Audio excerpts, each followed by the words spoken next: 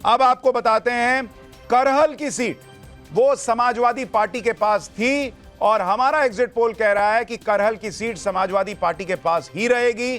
तेज प्रताप यादव वहां पर समाजवादी पार्टी के चुनाव जीतेंगे, यानी सपा के लिए एक सीट तो कम से कम वहां पर दिख रही है। इसके अलावा अगली सीट कुंदर की, जहां पर सपा के कैंडिडेट कह रहे हैं कि रीपोल कराइए, यहां धांधली हुई है, लेकिन हमारा एग्जिट पोल कह रहा है कि सपा वहां जीत रही है।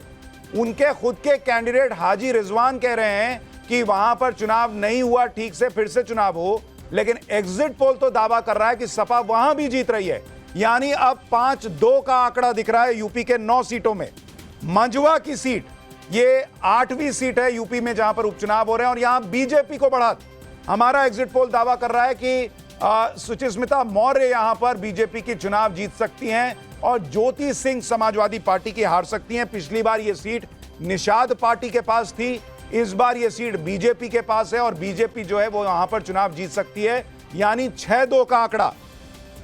और सीसामऊ आखिरी सीट यूपी की, यहां पर समाजवादी पार्टी पिछली बार जीती थी और इस बार भी नसीम सोलंकी समाजवादी पार्टी की चुनाव जीत सकती हैं।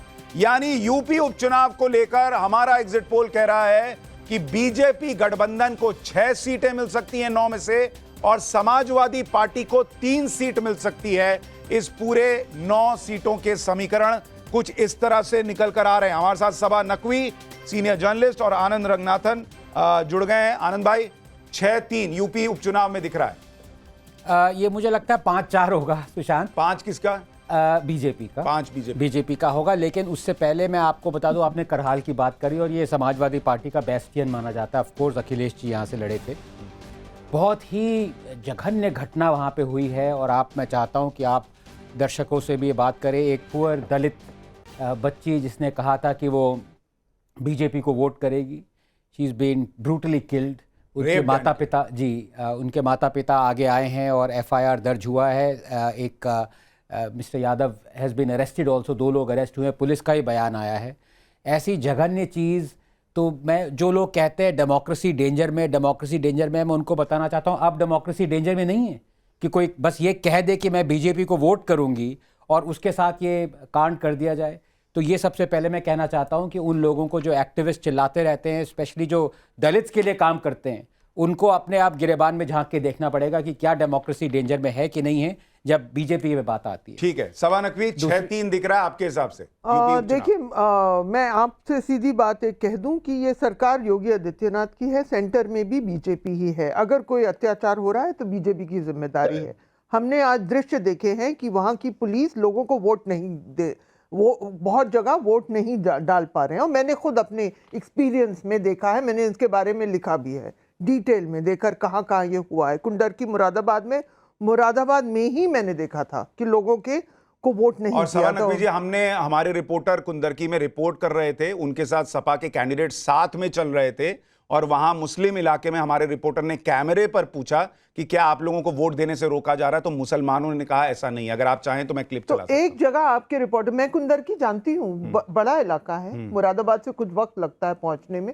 आप जा चुके हैं कुंदरकी? नहीं, मैंने क्या, मेरे रिपोर्टर। आपका रिपोर्टर, क्या आप उनके लिए, तो ये फुटेज शायद अखिलेश यादव ने झूठ। तो आप आज कुंदरकी में थी? आप भी तो नहीं, मैं भी नहीं थी। तो आप नहीं थी, तो हमारा रिपोर्टर ग्राउंड पे आप उसको गलत बता रही हैं। मैं कह रही हूँ कि क्या ये किसकी सरकार है? आदित्यनाथ योगी की?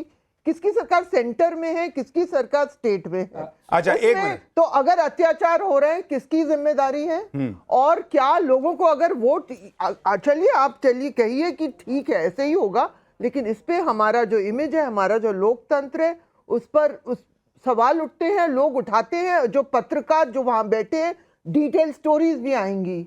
आपकी मीडिया में नहीं आई, दूसरी मीडिया में आएंगी स्टोरी। अगर दूसरी मीडिया में तो बहुत कुछ आता है, लेकिन उसकी आज की डेट में कोई वैल्यू नहीं है पब्लिक की नजर में। वो तो आपने नहीं, हम आपको दिखा देते हैं ना, हम आपको वो क्लिप निकाल दीजिए। नहीं, मैं आपको क्लिप दिखाता हूं ना।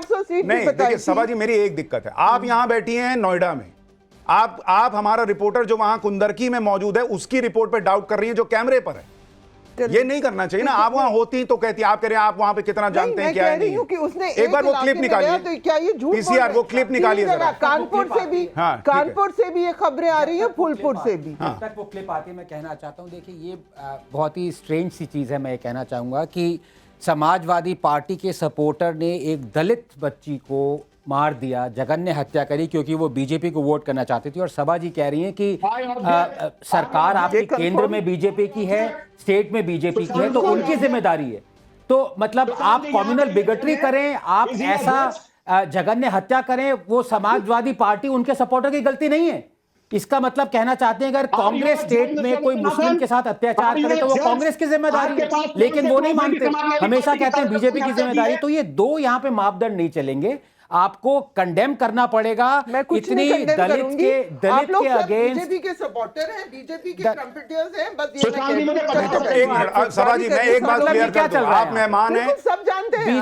नहीं तो आप कांग्रेस की सपोर्टर नहीं, आप कांग्रेस की सपोर्टर हैं। फिर इस तरह से अगर आप लेबलिंग कीजिएगा तो आपको भी लगा दिया जाएगा। सपोर्टर तक ही सीमित मत रखिएगा, आप सपोर्टर से भी ज्यादा हैं, लेकिन वो लेबल इधर उधर फेंकने आप फेंक सकती हैं, लेकिन यहाँ पे एक दलित की हत्या हुई है। अगर आप अपने आप को दलित के लिए कुछ करना चाहते हैं, मैं चाहता हूं, मैं जानता हूं नहीं करना चाहते, क्योंकि 370 के आप एब्रोगेशन के अगेंस्ट थी, तो आप दलित आपको क्या पता मैं क्या थी? आप नहीं थी, फोर्थ थी आप। अरे यार, आप लोग मुसलमान को पकड़ के जो सब विक्टिमहुड प्ले करना बहुत आसान है, सब जानते हैं, लेकिन एक मिनट मैं क्लिप दिखा दूं। दलित के अगेंस्ट जो हुआ, नहीं एक मिनट आनंद भाई, अभी लोकसभा के चुनाव खत्म हुए, उस चुनाव में जब समाजवादी पार्टी को सीटें आई तब भी अखिलेश यादव उसके पहले यही कह रहे थे कि मुसलमानों को वोट नहीं दिया जा रहा है, तब कैसे सीटें आ गई थी? लेकिन आप ये समझते नहीं हैं सुशांत जी, आप यूपी के रहने वाले कि कमजोर तबकों को, बहुत दलितों को नहीं दिए कई जगह। अच्छा एक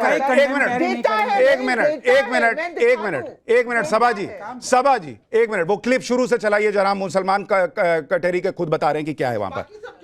जब इतनी फोर्स नहीं आप देखिए ना, कौन निकलेगा? तो एक बार शाही का निशान दिखा दीजिए। शाही का निशान है, क्या नाम है आपका? वाजिद अली।